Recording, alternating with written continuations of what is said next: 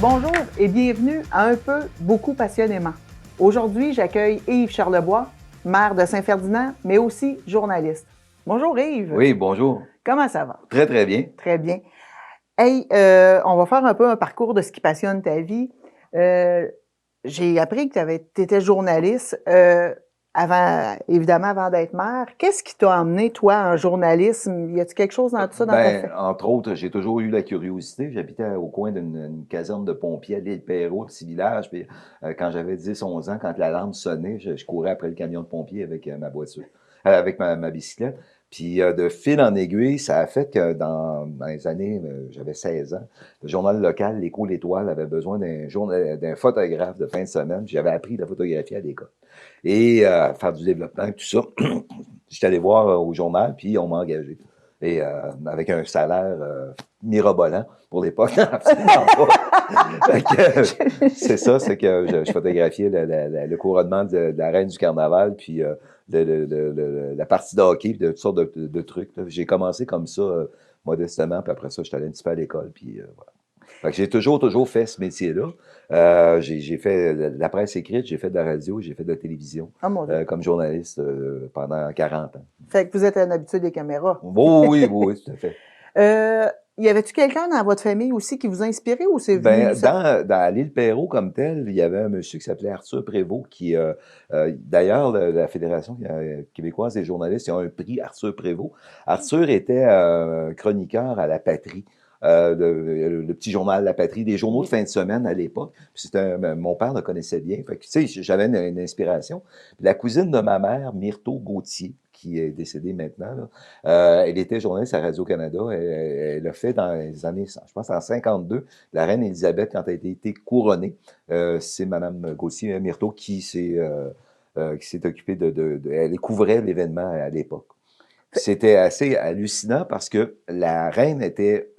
ça a duré, mettons, la cérémonie a duré comme 8 heures. Puis à toutes les 2 heures, il y avait des bobines qui partaient de Londres, parce qu'on n'avait pas de diffusion en direct à l'époque. Les bobines partaient de Londres, c'était développé dans l'avion, parce que c'était en film, et c'était rentré à Montréal. Puis on avait une espèce pas direct, mais on était 6 heures, 8 heures en différé par rapport à Londres. L'avez-vous bien connu, vous? Non, je l'ai rencontré quelques fois. Mais tu sais, c'est une question aussi, tu dis, je suis faisable d'être journaliste. Fait que là, tu as une référence quelque part, tu sais. Tu deviens pas... tu sais, c'est drôle, tu sais, le gars qui va à l'Institut de technologie agroalimentaire, très souvent, il vient pas du plateau Mont-Royal. Hein. Sa famille est dans le domaine agricole. Tu sais. Voilà. Fait que c'était un peu ça, là, ça. Puis il y avait aussi, dans mon village, il y avait Guy Godin, qui était un comédien, qui était animateur à la radio.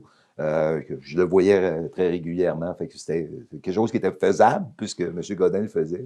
Ben oui, fait que dans ton entourage, toi, tu avais déjà des figures qui étaient représentatives un peu de ce domaine-là. Et de fil en aiguille, vous me dites que vous êtes né à l'île Perrot. Qu'est-ce qui vous a emmené dans la région? Le hasard qui a fait, on voulait, moi puis ma conjointe, s'acheter une maison à la campagne. Puis on était en 91. Et c'était hors de prix alentour de Montréal d'avoir le moindre lopin de terre. C'était beaucoup, beaucoup d'argent. Puis mon frère travaillait chez Post Canada. Il est retraité maintenant. Puis il a été transféré à Victoriaville comme cadre chez Post Canada. J'étais chez lui, je mangeais une pizza un samedi soir.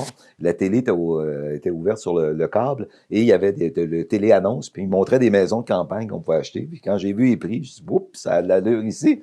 J'ai communiqué avec un agent d'immeuble, puis on a visité la région pendant à peu près un mois, toutes les fins de semaine. Puis je suis tombé où j'habite présentement. À Saint-Ferdinand. Oui, c'est ça.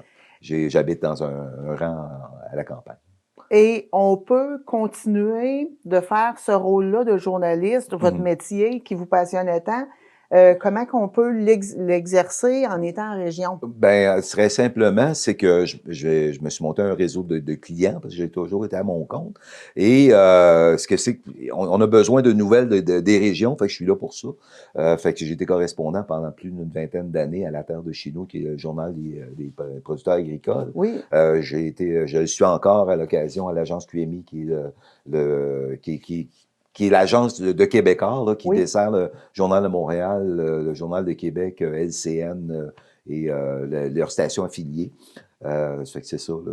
Fait que eux ont besoin, quand il arrive un événement majeur dans la région, s'ils ont besoin de photos, un texte ou autre, quelqu'un sur place. je suis là pour leur offrir. Puis, Et j'ai été là aussi pendant plusieurs années à CKC Radio-Média, qui était, la station est à Montréal, mais c'est un réseau à grandeur du Québec. Quand il y avait un événement, j'étais reporter à la radio pour CKC. et votre entrée à la Terre de chez nous, c'est faite comment? J'imagine qu'il faut avoir un peu, ça prend du PR, il faut avoir Ben, des... ce hasard, c'est un dénommé Jean-Charles Gagné, qui était journaliste, il est retraité maintenant. Jean-Charles était venu, j'avais pas de boulot quand je suis arrivé dans la région trop. Fait que j'étais guide au Moulin Lapierre à Saint-Norbert. Oui. Puis j'avais dit à M. Lapierre, ce serait le fun qu'on parle de nous, qu'on ait plus de visiteurs. Fait que j'avais fait venir des médias, évidemment, c'est mon métier. Fait que M. Gagné était venu faire un papier sur parce que le Moulin Lapierre, c'est pas juste un musée, là, on fabrique de la farine pour Oui. vrai, puis on en vend à des boulangeries, puis c'est une façon artisanale. Il était venu faire un papier, puis en jasant avec lui, ben, quand il retournait à Montréal, à Longueuil, au bureau, il a dit au patron, M. Bézil, il dit Charlebois, il a de l'allure, il dit, tu devrais l'engager. Fait que M. Bézil m'a contacté et j'ai eu un travail qui a duré une vingtaine d'années. Quand même, hein? Bon, oui. Et là, vous me dites À que... chaque semaine, ben, la Terre de chez nous, c'est un hebdomadaire. Fait qu'à chaque semaine, j'avais un texte ou deux à faire. Puis ils ont encore aussi une série de magazines forêt de chez nous, etc. Là, la machinerie agricole, puis bon, beaucoup de choses. Mais je connaissais, il y avait une vache et une tête pas une queue, là.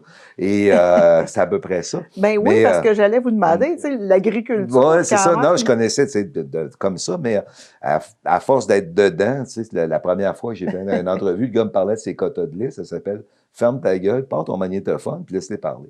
C'est Parce ça. que tu ne connaissais pas Ben, ça. non, mais on m'a expliqué comment ça fonctionnait, les Oui, quotas oui, de c'est ça. lait, puis tout ça. Puis toute la mise en marché des produits Vous agricoles, aviez c'est tout pas à simple. apprendre, là. Ben oui, c'est ça. Ben, tu sais, quand tu vas à Régie, tu vas, parce que la Régie, c'est un tribunal administratif. Ben, quand tu vas à Régie, tu connais les contrats de comment ça fonctionne. Là. À ce temps, il y a des quotas dans le sirop d'érable, ce qu'il n'y avait Oui. pas à l'époque. Puis bon, c'est ça.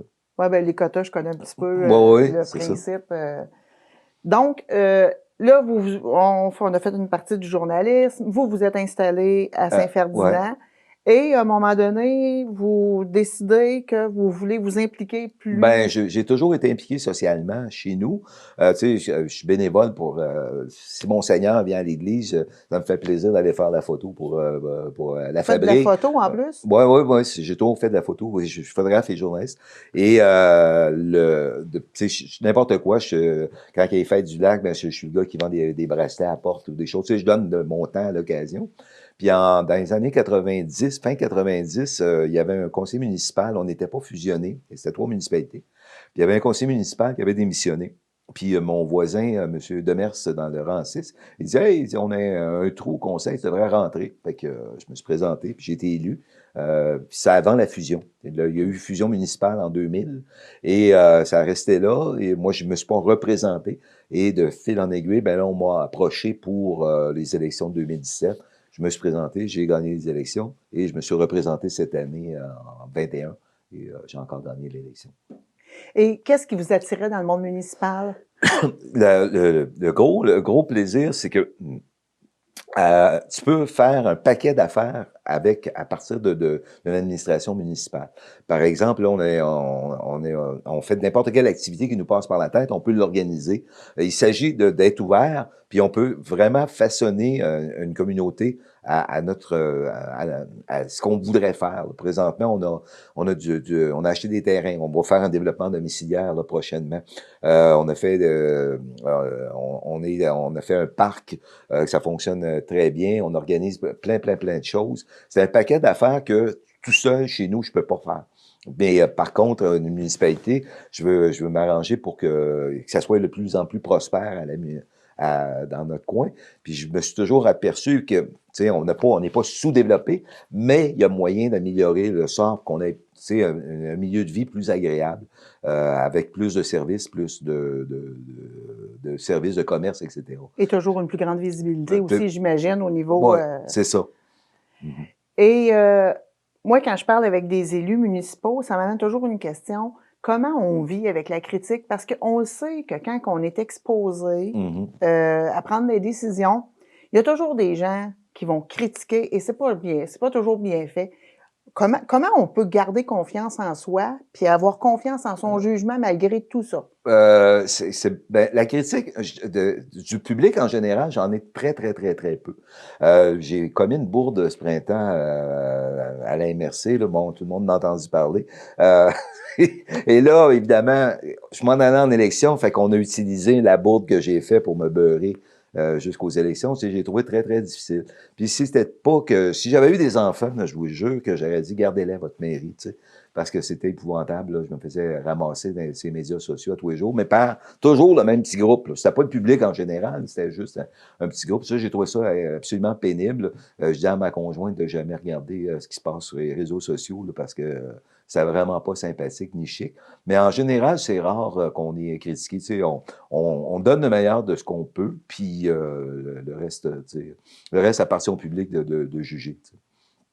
C'est ça. Tu sais, on est capable de vivre avec ça. Tu sais, depuis que je suis élu, j'ai pas eu de critiques sur ce qu'on fait ou comme de décisions on a pu prendre en groupe, là, parce que je suis pas tout seul, il y a 6 autres conseillers avec moi. Et pour revenir au journalisme en région, euh, c'est-tu encore possible? Quelqu'un qui voudrait partir comme journaliste, est-ce que c'est quelque chose qui pourrait exister? Parce que ça fait quand même 20 ans et plus que vous êtes journaliste. Ben, ça fait 40 ans, mais Euh, bon, c'est pas grave.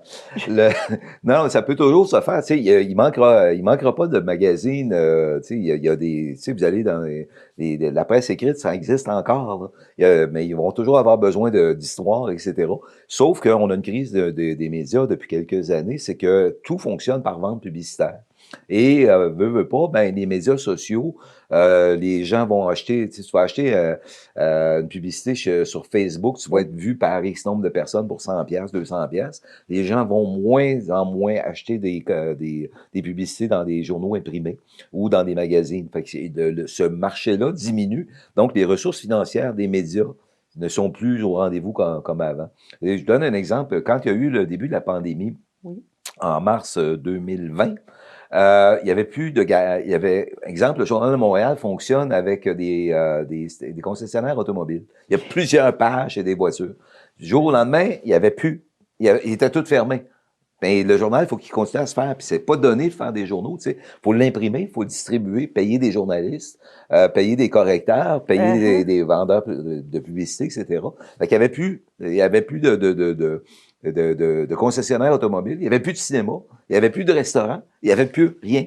Mais sauf que chez Québécois, ils ont décidé qu'on continuait à publier un journal. Les annonces classées dans ma jeunesse, écoutez, il y en avait 8 pages dans le Journal de Montréal. À cette heure, Kijiji, ça coûte rien. Fait que les gens ont délaissé les annonces classées. Dans mon enfance, la presse de Montréal, le mercredi, Eaton avait son cahier, Simpson avait son cahier, Dupuis Frères avait son cahier. Oui. Et c'était une brique plus l'édition du samedi. Aujourd'hui, la presse n'a même plus les moyens de l'imprimer. Ils sont rendus simplement numériques. Puis ils demandent à leurs lecteurs, donnez-nous donc 50 pièces par année pour fonctionner. La même chose, le Soleil de Québec, les Nouvelles de Trois-Rivières, puis tout ça. C'est un autre monde. Même ici, dans les médias régionaux, c'est pareil. Les hebdomadaires ont de la difficulté financièrement à offrir un service qu'ils pouvaient offrir il y a 15 ans ou il y a 20 ans. La radio, c'est pareil aussi. Il y a de moins en moins de publicité. Fait qu'ils ont moins de ressources financières pour ça. Mais il va toujours y avoir tu sais, le magazine d'actualité va toujours fonctionner. Ben, il fonctionne présentement. Protégez-vous, tu as un paquet de journaux, de magazines, Plus informatif peut-être que journaux à le potin. séjour, là, Oui. ils ont besoin, exemple, le magazine Séjour qui appartient à Québécois.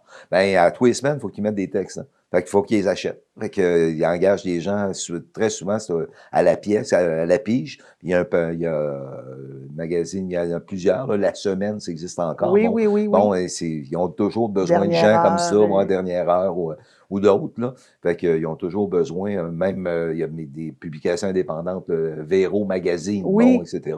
Fait qu'ils ont besoin de gens là, pour faire Fait ça. être journaliste indépendant maintenant, c'est faisable, mais il faut vraiment être passionné Moi, et c'est pas donné d'avance. non, c'est pas donné. Il faut que, puis en plus, évidemment, il y a une compétition compétition entre les journalistes. C'est que le patron, des fois, il reçoit 12 propositions, puis il en prend deux. Fait que toi, tu as proposé des histoires, puis c'est ça. Parce que moi, exemple, chez Québécois, ben là, j'ai pas beaucoup de temps à leur offrir, mais quand j'étais là à temps plein ou presque, à tous les matins, je parle avec le rédacteur, puis j'ai dit, ben écoute, j'ai telle affaire dans le coin, t'en veux-tu, t'en veux pas? Fait que des fois, tu proposes quelque chose que tu penses que c'est bien passionnant, lui, ça l'emmerde. Puis des fois, c'est quelque chose que toi, tu trouves banal, lui, ça fait son affaire. Tu sais. Fait que c'est comme ça. Parce qu'à tous les jours, faut que si t'as plus d'idées, t'as plus de job. Tu sais. Ben non, c'est C'est ça. ça. Puis souvent, c'est donnant, parce que le rédacteur, il sait que, je sais pas, le premier ministre vient, il y a une activité dans le coin. Qui peut intéresser les lecteurs, ben là, c'est lui qui va te le demander de faire quelque chose. Parce que hors honte, tantôt, on avait parlé de Frédéric Marcoux aussi, qui est un Oui. peu votre poulain, si on Oui, veut, oui, votre oui. jeune protégé. Est-ce que vous pensez qu'il peut avoir un avenir? Ben, Ou... Frédéric, ça fait quelques années. Là, moi, je l'ai connu, il était encore à l'école au cégep de Jonquière. OK. Puis, de fil en aiguille, ben, quand il a eu terminé, il a commencé à travailler au quotidien à Chicoutimi. C'est un journal quotidien là, qui dessert le Saguenay-Lac-Saint-Jean. Il a commencé là, puis de fil en aiguille, ben, il a pu... une fois que tu as publié une couple de textes, tu sais, que tu as publié... puis tu commences à avoir été un peu plus solide, ben tu te bâtis une crédibilité, puis des rédacteurs de d'autres médias vont pouvoir dire, ben écoute, tu fais partie de la gang, tu pourras peut-être nous offrir quelque chose. Fait que là, Frédéric, ben, il a passé du quotidien, il travaille à l'occasion de la Terre de Chinou, il travaille chez Québécois à l'agence QMI, OK. où je travaille à l'occasion. Fait que dans le fond, ils sont pigistes un peu, si je Oui, comprends ben bien. Frédéric est pigiste, là, comme moi j'ai été pendant 30 ans, depuis que je suis dans la région. J'étais à la pige pour un et pour l'autre. Là. OK. Moi, j'ai de la difficulté à comprendre comment ça fonctionne, fait que je vais te reposer une autre question. Tu écris un texte sur quelque chose dans la région ici, mais qui peut être d'intérêt, Ouais, c'était l'intérêt national. un Ouais, intérêt ouais. national. Et toi, à ce moment-là, après que tu as écrit ça, c'est toi qui décides où est-ce que tu l'envoies, tu Non, non, contactes ben, la moi, c'est une presse. entente que j'ai avec mon rédacteur. Le média en question, j'ai une commande directement du OK. média. Fait que s'il y a quelque chose de majeur, ben, mon rédacteur me dit, ben, tu vas me faire un texte de 250, 300, 400 mots OK. sur telle affaire. Je voudrais avoir 3 photos qui viennent avec ça. Et puis, je veux ça à telle heure. Puis là, la folie furieuse qu'on a depuis l'avènement d'Internet, les pompiers sont pas arrivés, mais ils veulent déjà la photo. Tu sais. C'est ça. C'était un autre, tu sais, avant ça, on avait jusqu'à 7 heures le soir pour transmettre nos choses. Mais là, c'est carrément, ça prend une nouvelle brève à midi. Ça, c'est un peu à cause de tout le monde avec le téléphone qui vont Ouais, prendre des ben, c'est pas photos. ça, c'est que le journal a un site Internet, fait qu'on veut l'alimenter au fur et à mesure. La télévision, à cette heure, c'est Oui. 24 heures. Avec LCN, ils ont besoin de photos rapidement. Puis, tu sais, c'est pas ce que c'était à l'époque. Là, il y avait un bulletin à 6 heures avant. À cette heure, il y en a un à toutes les 15 minutes. Oui, c'est C'est vrai. ça. Il y a un énorme changement, il y Oh a oui, un un autre énorme changement. remue-ménage dans tout ça. C'est ça. Puis tu as aussi ben, les médias sociaux, ce qui arrive, tout le monde se prend pour des journalistes. Et ça, c'est très drôle. Comme on a vu là, à Ottawa il y a 2 semaines, il y a des chevaux qui ont passé dans la foule. 15 minutes après, il y avait 3 personnes, il y avait 2 morts. T'sais. Mais non, il n'y a jamais eu personne de décédé. Même Fox News, qui est un réseau qui vaut des millions de dollars aux États-Unis, ont rapporté pendant 8 heures de temps qu'il y avait eu un décès. Et il y avait tout. Il y avait des centaines de personnes. S'il y avait eu quelqu'un de décédé, on l'aurait vu. Là. Mais tu sais, ça passe une désinformation totale. Là, on a pu le voir avec la pandémie. Là, on était rendu qu'on avait, il y avait plus de docteurs sur Facebook qu'il y en a dans les hôpitaux. Tu sais, tu racontes pas n'importe quoi. T'as la pression. Si j'ai le malheur de faire la moindre erreur, dans le cas exemple chez QMI, si je fais une erreur, mon texte part, il est sur le fil de l'agence, ça s'en va à la chaîne de télévision, ça s'en va dans la chaîne de journaux, parce qu'ils sont affiliés également avec des journaux à Toronto, jusqu'à Ah, mon Vancouver, Dieu, OK. partout. Fait que l'erreur, elle va être multipliée par 20. Oui. Il faut pas que ça arrive. Il faut Non. vraiment que quand tu mentionnes qu'il y a un décès où il y a quelque chose, Il faut que tu sois c'est certain ça. de ce que tu Quand tu fais avances. une entrevue avec quelqu'un, tu vas pas le citer de travers. Il faut que ce soit bien intéressant. Ce qu'il a dit du premier mot au dernier mot, la citation est exacte. Ça, c'est bien important. Puis, bien souvent, un exemple, si c'est un grand politicien, ben, quand tu lui donnes une entrevue, ben, il y a son attaché à côté qui a une magnétophone à côté. Puis, si tu cites mal le monsieur, ben, ça va pas bien. T'es maire depuis 2017, tu Ouais. viens d'être élu. Quels sont les futurs projets que vous avez ou quelles ont été les dernières activités qui peuvent être intéressantes Ben, on a eu en fin de semaine dernière une course de moto là, d'accélération sur le lac. Oh! Ouais, c'était absolument hallucinant parce qu'il y a eu des gens sont venus de partout, de Rimouski, de Laval, Joliette, de l'Ontario, pour assister ou de participer à la course de moto. Fait que c'était absolument génial. Il n'y a eu aucun anicroche pour la fin de semaine. Il y avait des voitures. Si vous connaissez la région, il y avait des autos de stationner chez Tôle-Vigneault, c'est à 165, parce qu'il n'y avait plus de place au village. Fait qu'on avait des navettes par autobus puis tout ça. Fait que c'était bien, bien le fun. On a eu un carnaval d'hiver. Et là, on s'en vient pour l'été qui s'en vient. On est de connivence avec le Grand Défi à Victoriaville, qui est une activité sportive, qui font des courses, eux autres, des courses à pied et tout ça. Des espèces d'Ironman? Ouais, je reviendrai pour l'Ironman. OK. Eux, ils font des espèces de marathons, ils font toutes sortes d'activités, 1 kilomètre, 2 kilomètres, des trucs comme ça, Vito. Puis là, ils ont l'idée fou qu'ils ont, c'est de faire un cross-country. OK. C'est-à-dire que les gens vont partir, dans notre cas, c'est le 18 juin, à 5 heures du matin, ils vont partir de Saint-Ferdinand. Les gens s'inscrivent, ils viennent de partout. Ils s'inscrivent, puis ils vont traverser la municipalité jusqu'à Sainte-Hélène, puis ils s'en vont jusqu'à Victoriaville. 65 kilomètres dans le bois. Quand même, Bon, hein? puis le premier qui arrive, c'est lui qui gagne. Là. Fait que c'est ça, c'est une course qui est un cross-country. Ça se fait ailleurs, à Bromont, ça se fait dans Charlevoix, ce genre d'activité-là. Fait qu'on a ça le 18 juin. On a le 10 juillet, on a un triathlon. Ça, c'est une équipe qui s'appelle le Club Biodique de Québec. Ça va faire la 2e année qu'ils font ça. Ils viennent ici, c'est des grands athlètes qui participent à ça. Ils font 2 kilomètres de nage. Après ça, ils font 90 kilomètres en vélo. Ils se rendent vers d'Israélie à travers les montagnes. Ah, mon Ils Dieu. reviennent, déposent le vélo, puis ils font 24 ou 25 kilomètres autour du lac ou 22 kilomètres en courant, course à pied. Ça, c'est pour faire la course. Puis ça, ils règlent ça normalement à peu près en 4 heures. Oh mon Dieu, OK. Hein, en c'est 4 des heures gens... et quart, 4 heures et demie, le champion va le faire. Puis les gens, de façon, par groupe d'âge, il y en a que ça leur prend 6 heures, 7 heures pour le faire. Probablement que ça me prendrait 24 heures. Oui, là, c'est mais ça, bon. c'est ça. C'est ça. Moi, je reviendrai en auto. Là, mais en tout cas, c'est des grands athlètes. C'est bien le fun. On a eu 125 participants l'année passée. Puis là, ben, c'était la première année. Puis les gens qui font ça, il y en a partout au Québec. Il y a 2 triathlons par fin de semaine durant l'été. Okay. Partout au Québec. Fait que les gens choisissent quelle fin de semaine, mais les athlètes ne font pas à toutes les fins de semaine des triathlons. T'en fais 2 par été. À peu près, parce que sinon, le corps ne suivra plus, là, c'est impossible. Fait qu'ils font de l'entraînement, mais pour arriver à ça. Fait qu'on a eu 125 participants l'année passée. Puis là, cette année, pour te qualifier pour le mondial du triathlon en 2023, ça se passe soit à Saint-Ferdinand, à Montréal ou à Magog. Okay. Il y a 3 triathlons où tu es qualifié. Puis après ça, ils vont calculer ça.